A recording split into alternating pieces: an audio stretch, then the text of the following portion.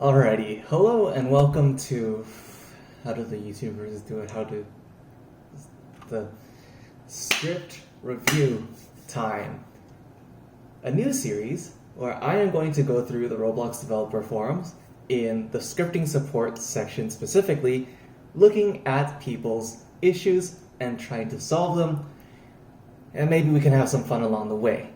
So, without further ado, let's get started. And I'm just gonna go through these and see whatever comes up, if it's good or not. Player not spawning on spawn point. Wonderful. Oh gosh, this one isn't. Okay, a quick thing. This is no good. If you're going to be posting on the developer forums, please do everyone a favor by at least using 3 of those dashes, then filling in your code in the middle, and I really hope I don't accidentally post this, then putting the 3 dashes afterwards. The button is next to the 1 on your keyboard. This just makes your script so much easier to read. But that out of the way, let's actually read this.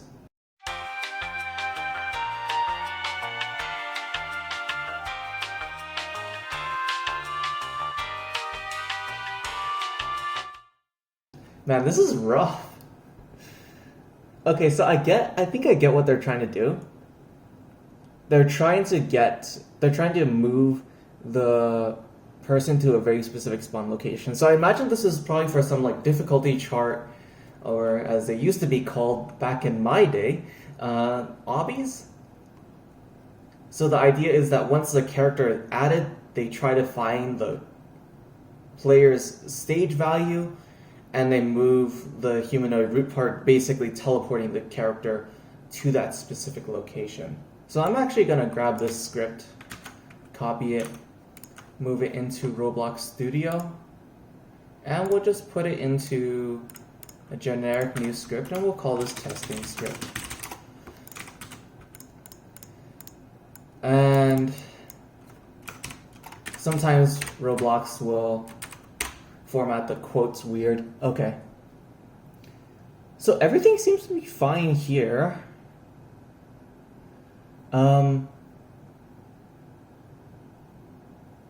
v.checkpoint_number.value.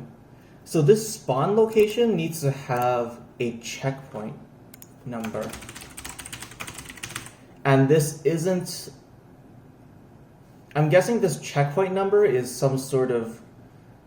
It's not an attribute because it would be get attribute. I'm guessing it's a number value inside here, and this would be called checkpoint number and would have a value of something, right?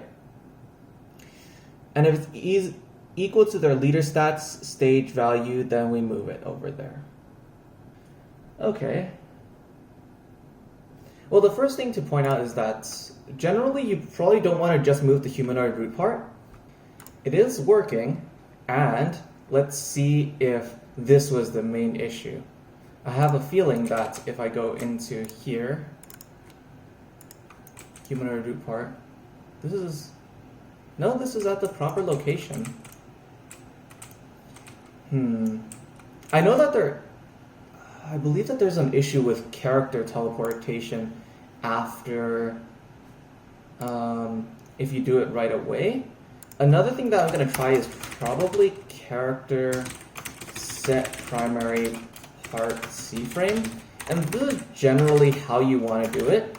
So this sets the primary part, which is the humanoid root part, and moves the C-frame. And when it does that, it actually moves the entire body instead of just moving the humanoid root part. Just moving the humanoid root part does work most of the time, but it can cause issues. So generally, I recommend people to use set primary part C-frame instead. And we'll create a new C-frame, and we'll say vector 3 new 0 100 0.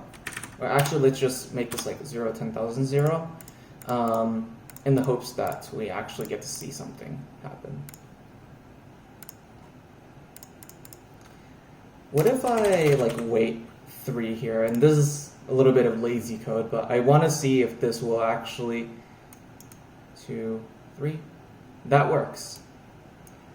It seems like there's something going on with spawning that requires a bit of a delay. That is interesting. What if I just do like a flat, like, wait here?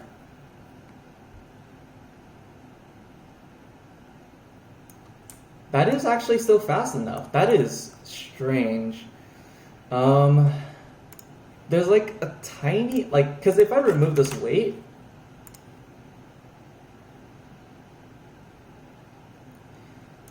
then nothing happens. But if I add this wait,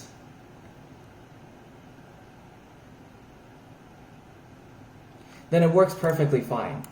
This is madness.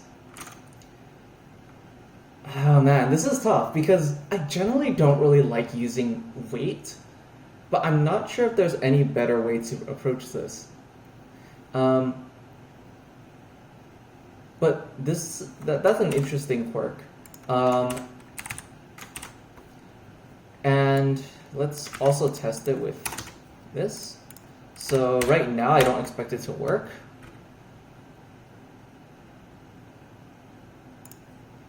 Doesn't. And if I remove that, then it works.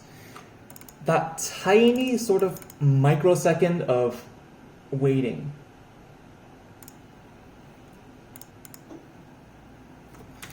But I mean, this is like the quick and dirty solution, just having a wait here. And I would recommend using primary part C frame instead, just to make it nicer. So,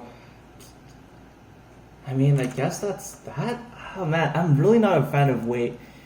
And I mean, if any of you know a better way to tackle this, because I've never really had to teleport players the instant they load in. It's a bit much.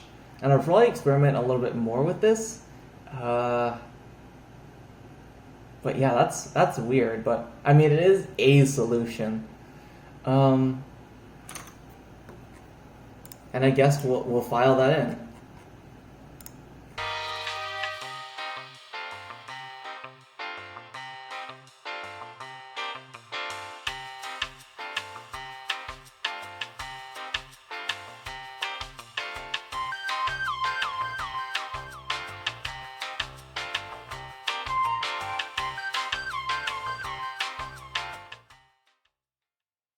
Okay, seems like there's an odd issue with Roblox teleportation as the character loads. I noticed that adding some sort of wait delay before teleporting the character seems to fix the issue.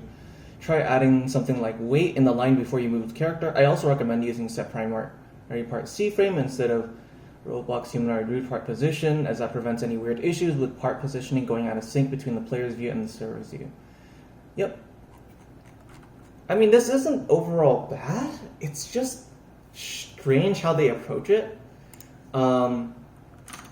And I mean, it's like they have to get the player from here. They would have to get the player separately from the character, even though they already know what the character is with the on the player added. They have the player added, but it's not easy to pass it in. I guess you could say player here, and you could pass it as a function here, and you would call on character added player character. And here we actually get the character from the character added, so we would pass that in. And this way you can sort of get rid of this line and you would still be fine. And you don't need to try to grab the player again. I'm not sure if this actually fixes the issue or not. And I'm not going to try to dive in with like recreating the entire thing.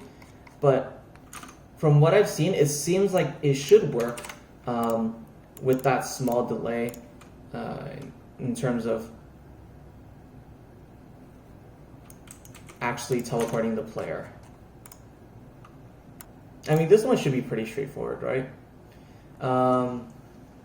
Making a UI that appears when a mouse hovers over an object. I'd probably use mouse entered for that. Like I'd probably make a UI that's invisible. Or I mean, it doesn't even need to be invisible. And I believe, let's see, Roblox mouse entered UI. Yeah, it seems like it would be this one. Please do not rely on the X and Y arguments.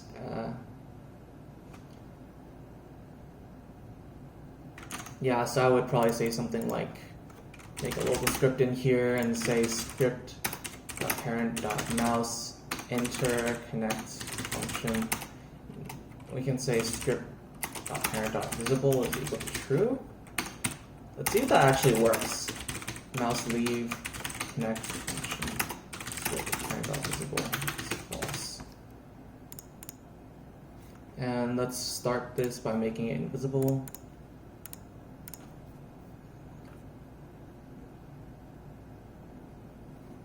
And interesting. So does it not work when it's, I mean, it's here, right? Does it completely disable any sort of listeners when it's like that? So what if I do instead script.parent.background transparency is equal to 0, and I do background transparency is 1. So instead of using the visible invisible, I use the background transparency instead. Now obviously this wouldn't necessarily be great if you had something else on top of the frame, but I'm mostly using this as an example. Yeah, so this works properly. But it seems like when you use the visible property instead, this doesn't work because I guess it just removes all listeners. That would require a gnarly workaround. Because what they want is something that appears when the mouse hovers over the object, which doesn't seem to work when the UI is invisible. That is, I guess I can have like a folder of like children, right? That would just make it easier. And then I can say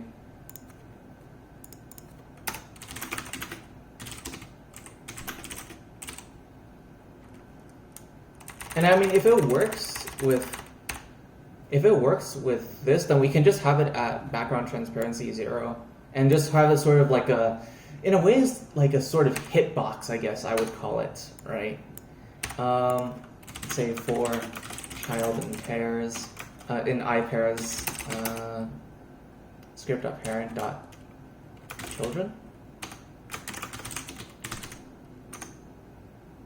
Get children to child.visible is true. And we can just copy and paste this and set that to false. And we can set this visible to false for now.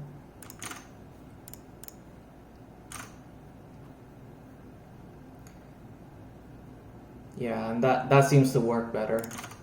Okay.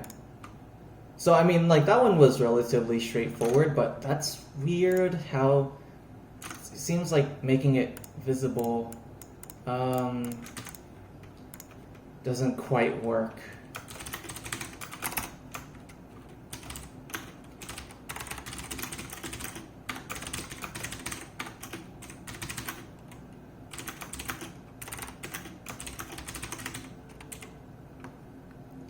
And instead of making this separate code block, we can use this.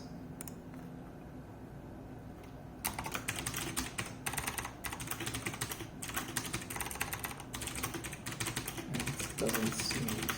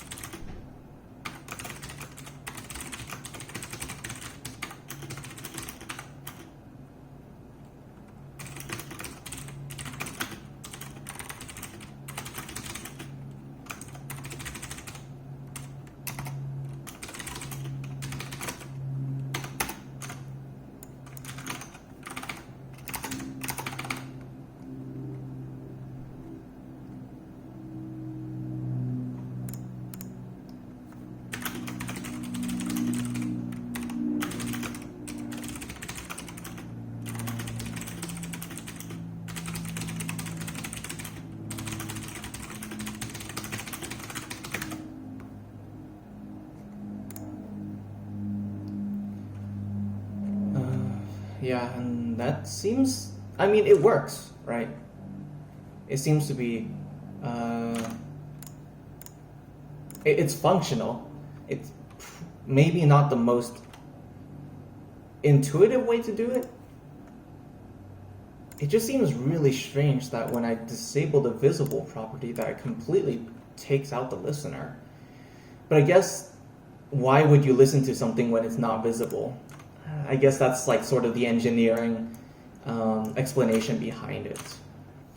Alright, I am going to stop this video here before I go completely off the track because this is gonna get way too long. But I hope you enjoyed. I hope you learned something. And if you did, like, comment, and subscribe if you haven't already. And as always, my name is MacAndSwiss, the most Asian brony on the internet. And I will see you all next time.